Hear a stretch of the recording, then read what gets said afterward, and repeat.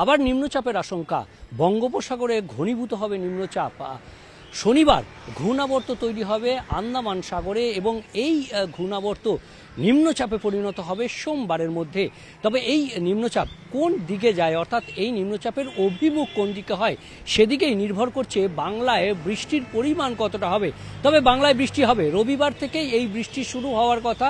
রবিবার এবং সোমবার এই দুদিনই বজ্র বিদ্যুৎ সহ বৃষ্টির সম্ভাবনা, হালকা থেকে মাঝারি বৃষ্টির সম্ভাবনা থাকছে। কলকাতা সহ দক্ষিণবঙ্গের প্রায় সব জেলাতেই এই দুদিন বৃষ্টি অবশ্যই হবে। তবে এই নিম্নচাপ কোন দিকে যায় তার উপর ভারী বৃষ্টি হবে কিনা সেদিকে নজর থাকবে আবহাওয়াবিদদের, নজর থাকবে আমাদেরও। তবে আপাতত আবহাওয়াবিদরা যা জানাচ্ছেন তাতে ওড়িশা উপকূলে অভিমুখে যাওয়ার সম্ভাবনা এই নিম্নচাপের অনেকটাই বেশি, কারণ এই নিম্নচাপ একেবারে আন্দামান সাগরে যেখানে তৈরি হচ্ছে, তারপর এটি ক্রমশ উত্তর পশ্চিম বঙ্গোপসাগর এবং সংলগ্ন যে মধ্য বঙ্গোপসাগর সেখানে এসে এটি নিম্নচাপ শক্তি বাড়াবে।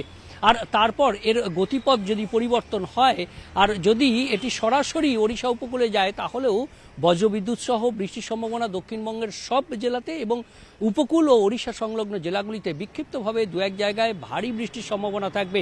রবিবার থেকে এই বৃষ্টির পরিমাণ বাড়বে। তবে তার আগে অর্থাৎ এই আগামী 24 থেকে 48 ঘন্টায় যেমন জলীয় বাষ্প বাতাসে বেশি রয়েছে, মেঘলা আকাশ, আবহাওয়ার পরিবর্তন হবে, তেমনি গরম বাড়বে। আর তার ফলে আর্দ্রতাজনিত অস্বস্তি বাড়বে এবং সবথেকে গরম এবং অস্বস্তি বেশি বাড়বে পার্বত্য এলাকা এবং সিকিম। আগামী 48 ঘন্টায় দার্জিলিং সহ পার্বত্য এলাকা এবং সিকিমে গরম যেমন বাড়বে তেমনি অস্বস্তিও বাড়বে। পাশাপাশি বজ্রবিদ্যুৎ সহ বৃষ্টির সম্ভাবনা থাকবে, হালকা বৃষ্টির সম্ভাবনা থাকবে আগামী 48 ঘন্টায়। তারপর থেকে রবিবার থেকে বৃষ্টি বাড়ার সম্ভাবনা রয়েছে দক্ষিণবঙ্গের জেলাগুলিতে।